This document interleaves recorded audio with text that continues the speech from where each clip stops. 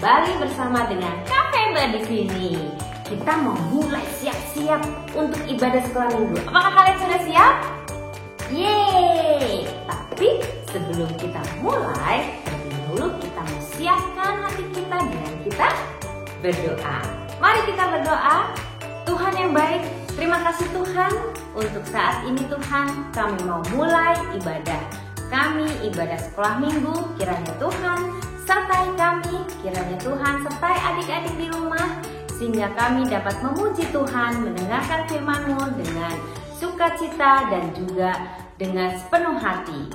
Terima kasih Tuhan Yesus, kami mau mulai ibadah kami, hanya di dalam nama-Mu kami berdoa dan bersyukur. Semuanya katakan, amin. Mari kita memuji Tuhan.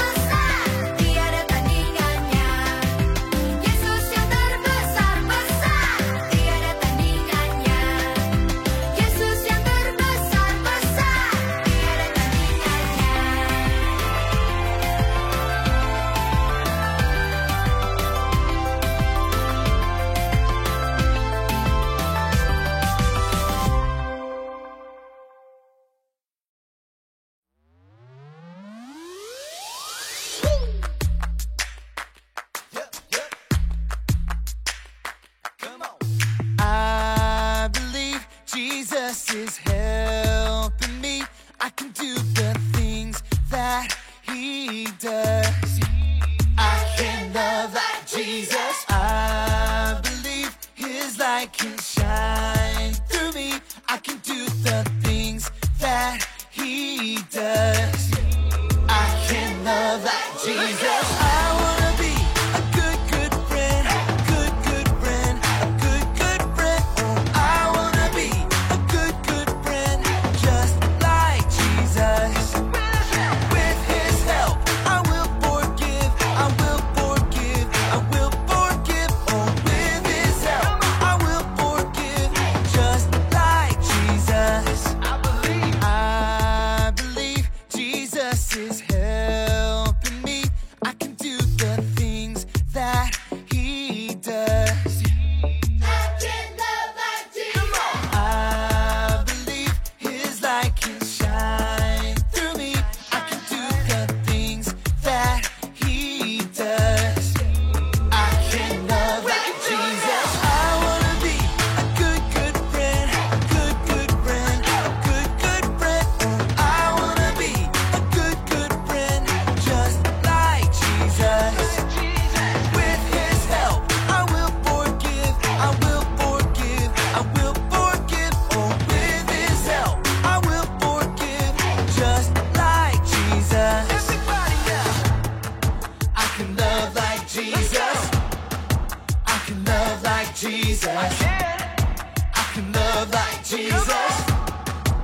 can love like Jesus.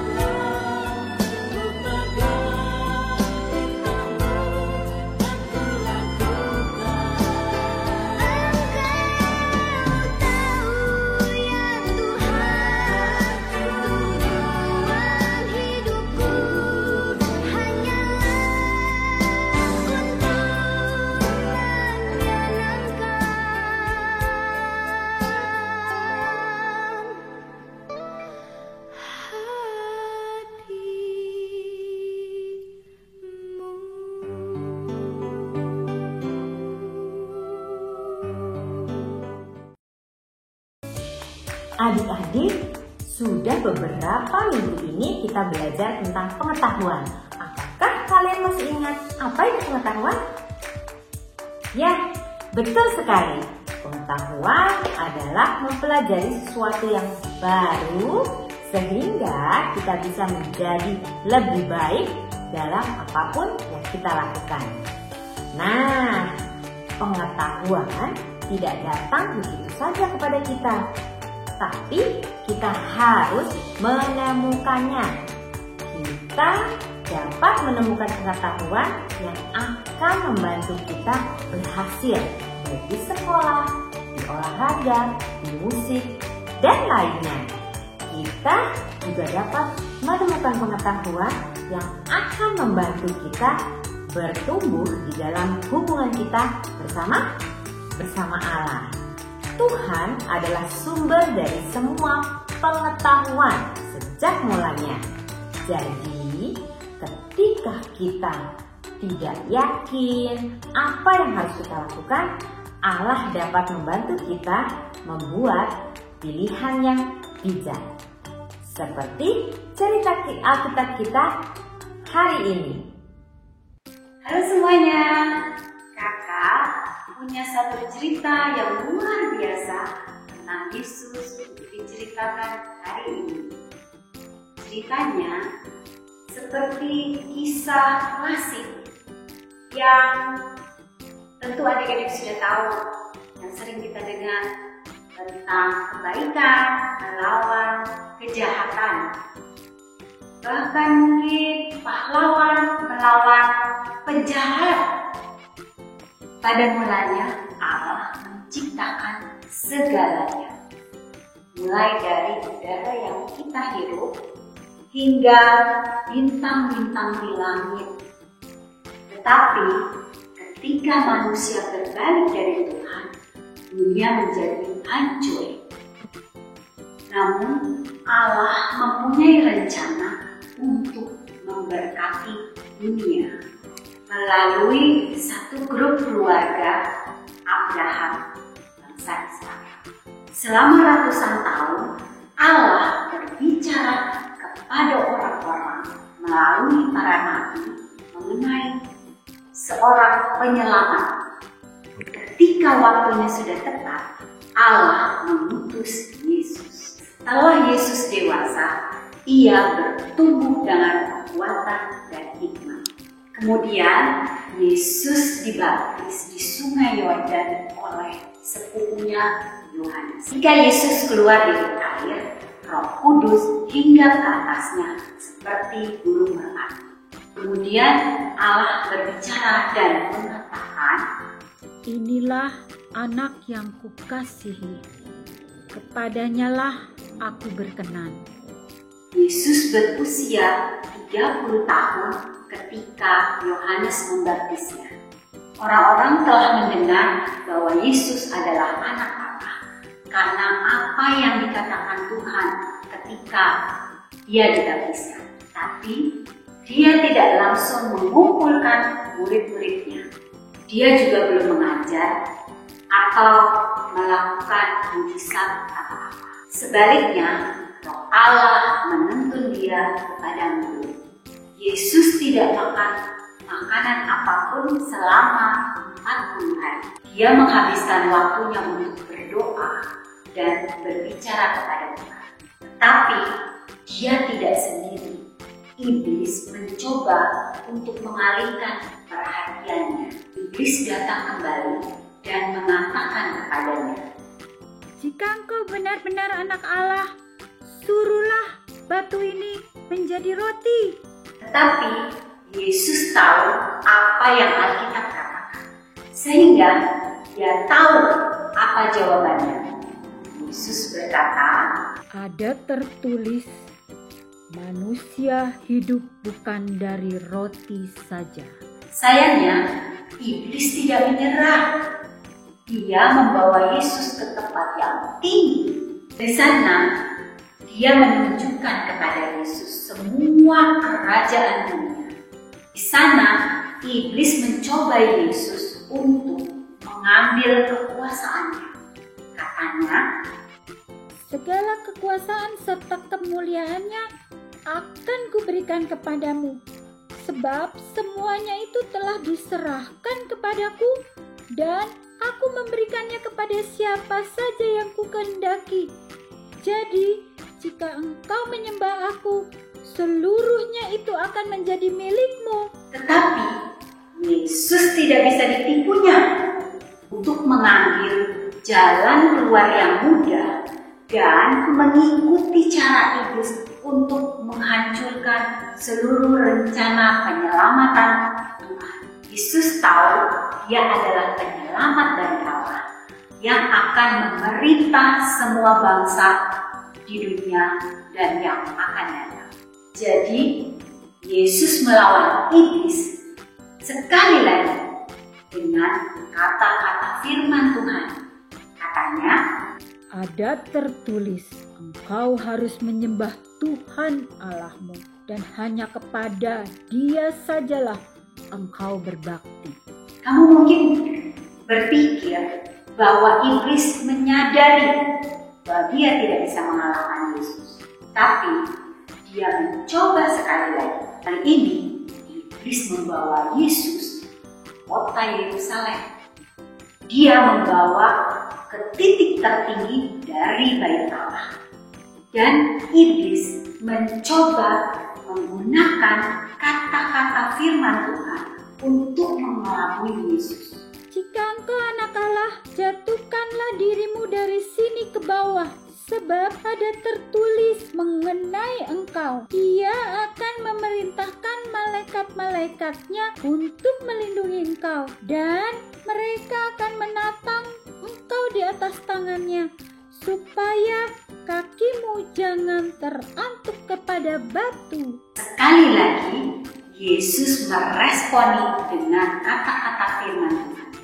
Katanya, "Ada tertulis, jangan engkau mencobai Tuhan Allahmu."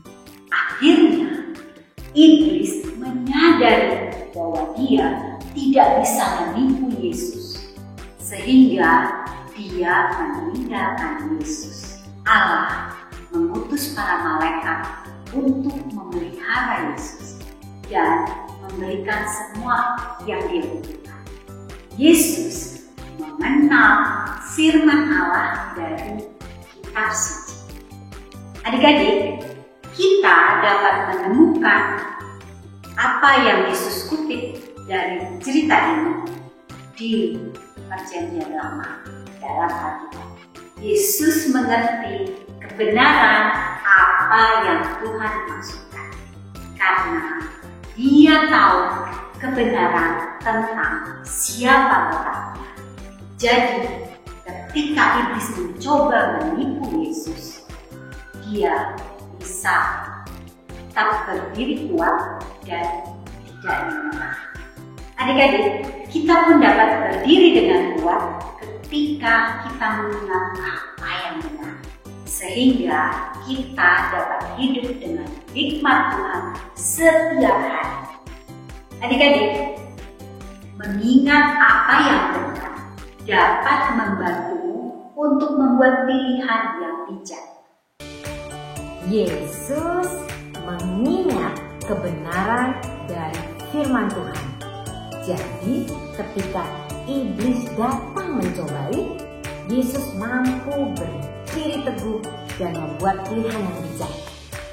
Kita juga dapat berdiri teguh jika kita mempelajari apa yang benar di dalam Alkitab.